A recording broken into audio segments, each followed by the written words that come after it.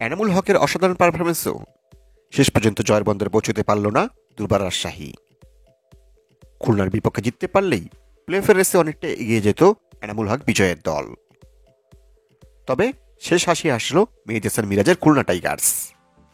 আর এই ম্যাচে জয়ের ফলে প্লে অফের রেসে টিকে থাকলো খুলনা।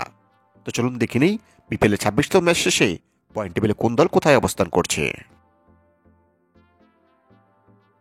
বিপিএল পয়েন্ট টেবিলে একেবারে তলানিতে রয়ে গেছে ঢাকা ক্যাপিটালস। এখন পর্যন্ত 8 ম্যাচ খেলে তারা জয় পেয়েছে মাত্র 1 ম্যাচে, হার তাদের 7 ম্যাচে। তাদের পয়েন্ট এখন 2 এবং তাদের নেট রান রেট -0.344। বিপিএল এর পয়েন্ট টেবিলে 6 নম্বরে রয়েছে সিলেট স্ট্রাইকার্স। এখন পর্যন্ত 7 ম্যাচ খেলে তারা জয় পেয়েছে 2 ম্যাচে, হার তাদের 5 ম্যাচে। তাদের পয়েন্ট এখন 4 এবং তাদের নেট রান রেট -1.537। খুলনার কাছে হেরে বিপিএল এর পয়েন্ট টেবিলে 5 নম্বরে নেমে গেছে দুর্বার রাজশাহী।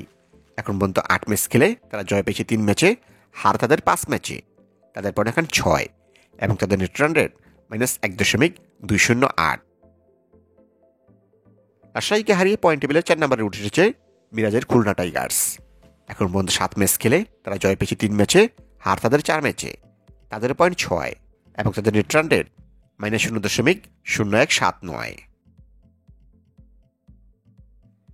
বিপিএল পয়েন্ট টেবিলে 3 নম্বরে নেমে গেছে চট্টগ্রাম কিংস। এখন পর্যন্ত 7 ম্যাচ খেলে তারা জয় পেয়েছে 4 ম্যাচে, হার তাদের 3 ম্যাচে। তাদের পয়েন্ট এখন 8 এবং তাদের net run rate +0.648। BPL point টেবিলে 2 নম্বরে উঠে এসেছে ফরচুন বরিশাল। এখন পর্যন্ত 7 ম্যাচ খেলে তারা জয় পেয়েছে 5 ম্যাচে, হার তাদের 2 ম্যাচে। তাদের পয়েন্ট এখন 10 এবং তাদের নেট রান রেট +1.101। এবং বিপিএল এ পয়েন্ট টেবিল যথারীতি 1 নম্বরে রয়েছে রংপুর রাইডার্স। এখন পর্যন্ত 8 ম্যাচ খেলে তারা জয় পেয়েছে 8 ম্যাচেই, হার নেই কোনো। তাদের পয়েন্ট এখন 16 এবং তাদের নেট রান রেট +1.544।